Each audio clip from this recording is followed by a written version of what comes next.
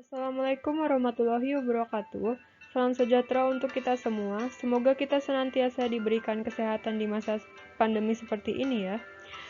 Sebelum masuk ke materi, izinkan saya memperkenalkan diri terlebih dahulu.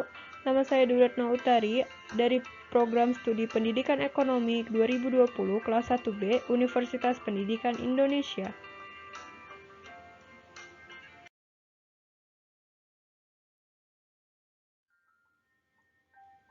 Saya akan menerangkan sedikit tentang materi tinjauan historis Pancasila, hubungan Pancasila dengan proklamasi dan Undang-Undang Dasar 1945.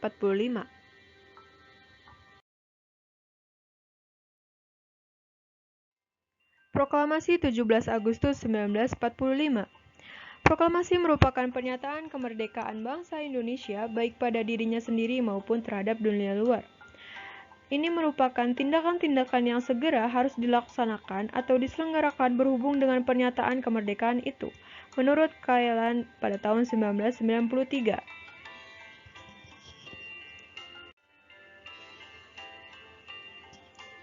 Hubungan pembukaan UUD 1945 dengan proklamasi. Sifat hubungannya yaitu memberikan penjelasan terhadap dilaksanakannya proklamasi pada tahun 1945. Memberikan penegasan terhadap dilaksanakannya proklamasi, dan memberikan pertanggungjawaban terhadap dilaksanakannya proklamasi. Ini merupakan pendapat dari Kailan pada tahun 1993. Pembukaan hakikatnya merupakan pernyataan kemerdekaan yang lebih rinci dari adanya cita-cita luhur yang menjadi semangat pendorong ditegakkannya kemerdekaan.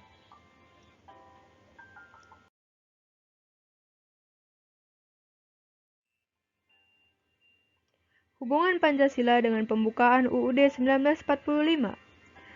Undang-Undang Dasar tidak merupakan peraturan hukum yang tertinggi.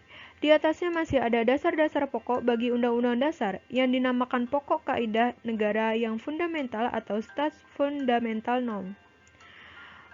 Pembukaan UUD 1945 memenuhi syarat unsur mutlak sebagai Stats Fundamental Norm. Pancasila merupakan asas kerohanian dari pembukaan UUD 1945 sebagai Stats Fundamental Norm. Secara ilmiah akademis, pembukaan UUD 1945 sebagai Stats Fundamental Norm mempunyai hakikat kedudukan yang tetap, kuat, dan tak berubah bagi negara yang dibentuk.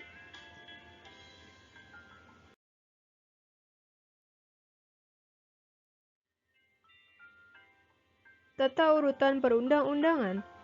Di yang paling atas ada Pancasila, kemudian pembukaan UUD 1945, batang tubuh UUD 1945, TAP MPR, undang-undang, dan paling bawah ada peraturan pelaksanaan dan peraturan otonomi, dan sebagainya.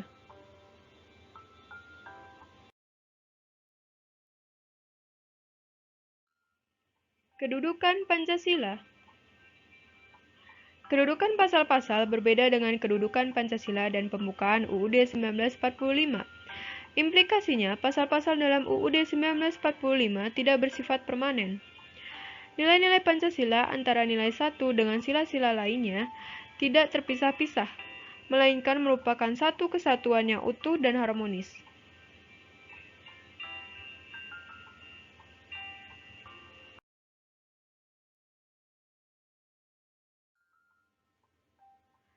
Kedudukan pembukaan UUD NKRI 1945.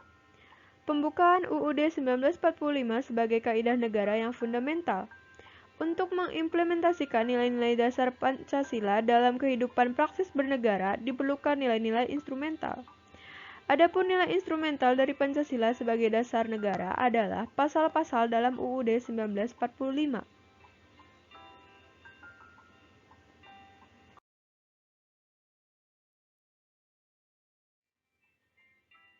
Pasal dalam UUD NKRI 1945.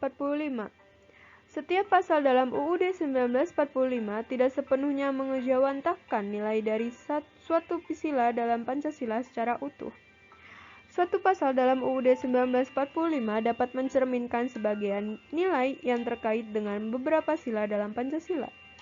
Hal tersebut dapat dipahami karena pasal-pasal UUD 1945 sebagai instrumental dapat terkait dengan satu bidang kehidupan atau terkait dengan beberapa bidang kehidupan bangsa secara integral.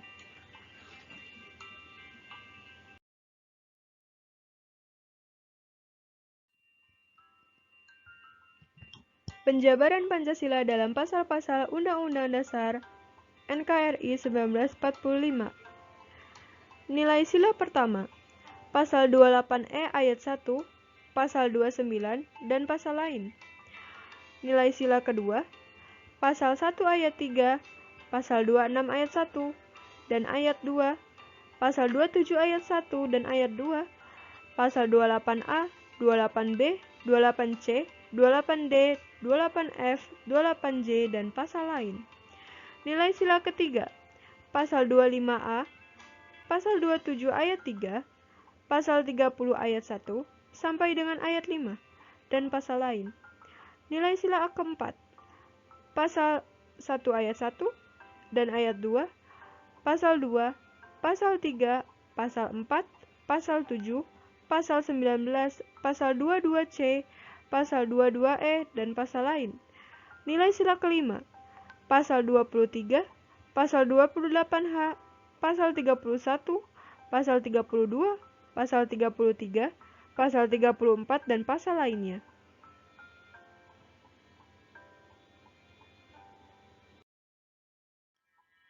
Sekian penjelasan dari saya tentang tinjauan historis Pancasila, hubungan Pancasila dengan proklamasi dan Undang-Undang Dasar 1945. Kurang lebihnya mohon maaf apabila ada kesalahan.